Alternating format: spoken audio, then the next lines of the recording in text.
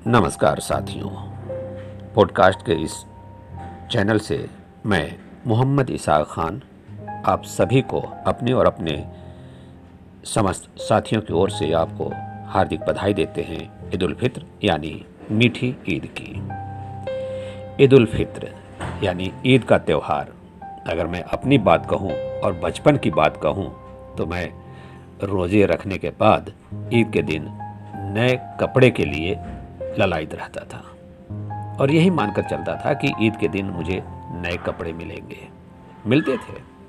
और रमज़ान में शाम को इफ्तार के टाइम कुछ अच्छे अच्छे खाने को भी मिल जाते थे, फल फ्रूट, चने, दाल वगैरह। इस महीने में बड़े ही सम्मानपूर्वक लोगों से मिलता था।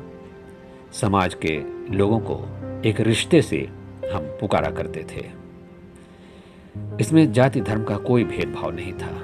जिस तरीके से हम अनवर चाचा, खलील मामू इस तरीके से पुकारते थे, वैसे ही हम त्रिवेणी भैया, बच्चा राम भैया, खिलावन काका, इस तरीके के रिश्तों से ही हम पुकारा करते थे। उनसे भरपूर प्यार मिलता था और वो मानते थे, जानते थे कि ये रोज़ा है, इसकी हिफाजत करो, इसकी इज्जत करो और इसे सम्मान दो। ये पूरे गांव और शहर की बात हुआ करती थी।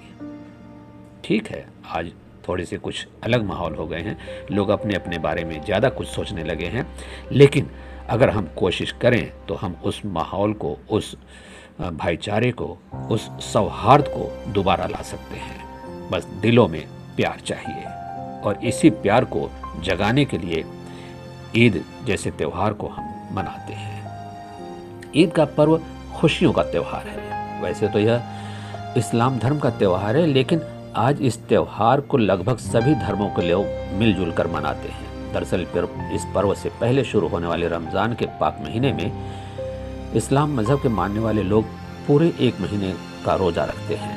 रमज़ान महीने में रोज़ा रखना अनिवार्य बताया गया है, क्योंकि उनका ऐसा मानना है कि इससे अल्लाह खुश होते हैं। ये पर्व त्याग और अपने मजहब के प्रति समर्पण को भी दर्शाता है और ये बताता है कि एक इंसान को अपनी इंसानियत के लिए इच्छाओं का और कुछ ऐसी जो ललक है उनका त्याग करना चाहिए, जिससे कि एक बेहतर समाज का निर्माण हो सके।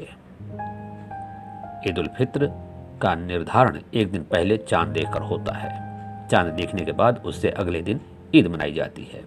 सऊदी अरब में चांद एक दिन पहले और भारत में चांद एक दिन बाद, ये एक भौगोलिक प्रक्रिया है, दिखने के कारण 2 दिनों तक ईद का पर्व मनाया जाता है।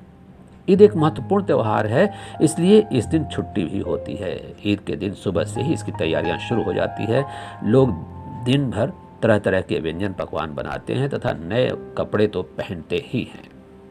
ईद के बारे में अगर गहरी जानकारी की ज़रूरत है तो हम बताते चलें कि मक्का से मोहम्मद पैगंबर के प्रवास के बाद पवित्र शहर मदीना में ईद उल फित्र का उत्सव शुरू हुआ था। माना जाता है कि पैगंबर हजरत मोहम्मद सल्लल्लाहु अलैहि वसल्लम ने बद्र की लड़ाई में जीत हासिल की थी। इस जीत की खुशी में सबका मुंह मीठा कराया गया था। इसी दिन को मीठी ईद या ईद उल फित्र के रूप में मनाया जाता है। इस्लामी कैलेंडर के मुताबिक हिजरी संवत 2 यानी 224 ईस्वी में पहली बार करीब 1400 साल पहले ईद उल फित्र मनाया गया था। पैगंबर हजरत मोहम्मद सल्लल्लाहु अलैहि वसल्लम ने बताया है कि उत्सव मनाने के लिए अल्लाह ने कुरान में पहले से ही 2 सबसे पवित्र दिन बताए हैं, जिन्हें ईद उल फित्र और ईद उल जुहा कहा गया है। इस प्रकार ईद मनाने की परंपरा अस्तित्व में आई। ईद का त्यौहार सबको साथ लेकर चलने का संदेश देता है। ईद पर हर मुसलमान, चाहे वो आर्थिक रूप से संपन्न हो या न हो, ये सभी एक साथ नमाज पढ़ते हैं और एक दूसरे को गले लगाते हैं। इस्लाम में चैरिटी ईद का एक महत्वपूर्ण पहलू है। हर मुसलमान को धन, भोजन, कपड़े के रूप में कुछ न कुछ दान करने के लिए भी प्रोत्साहित किया गया है। कुरान में ज़कात अल फित्र को अनिवार्य बताया गया है। ज़कात यानी दान को हर मुसलमान का फर्ज कहा गया है। ये गरीबों को दिए जाने वाला दान है और इससे यही होता है कि जिस गरीब के पास खाने को नहीं है, पहनने को कपड़े नहीं हैं, वो अपना इन्हीं दान के ऊपर इंतज़ाम कर लेता था। तो इस तरह से एक खुशहाल समाज का अस्तित्व सामने दिखता था। दरअसल ईद की शुरुआत सुबह के दिन पहली प्रार्थना के साथ ही हो जाती है, जिसे फजर की नमाज हम बोल सकते हैं, जिसे सलात अल फजर भी कहा गया है। इसके बाद पूरा परिवार कुछ मीठा खाता है। वैसे ईद पर खजूर खाने की भी परंपरा है शुरू में। फिर नए कपड़ों में सजकर लोग ईदगाह या बड़े खुले स्थान पर जाते हैं, जहाँ पूरा समुदाय एक साथ ईद की नमाज अदा करता है। प्रार्थना के बाद ईद की बधाइयाँ दी जाती हैं। उस समय ईद मुबारक कहा जाता है और अपने समाज, देश की समृद्धि, हिफाजत और उसके स्वाभिमान के लिए भी दुआएं मांगी जाती हैं। इस तरह से हम सब ईद मनाते हैं। तो ईद हम सब के लिए एक ख़ास त्यौहार है। हम ईद मिलन का उत्सव भी मनाते हैं, जिसमें कि हर तरह के लोग, हर तबके के लोग इसमें शामिल होते हैं और एक दूसरे को बधाई देते हैं। मिलजुल करके एक नए समाज का निर्माण इससे होता है और समृद्धि आती है, सद्भाव बढ़ता है। इसी कोशिश में एक बार फिर से हम आगे बढ़ते हुए आपको बधाई देना चाहेंगे। आपको और आपके परिवार को ईद का त्योहार मुबारक हो। ईद उल फितर की बहुत बहुत शुभकामनाएं।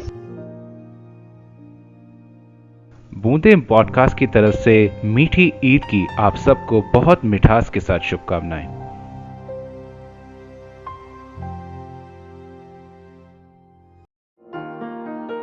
Appreciation can change a life.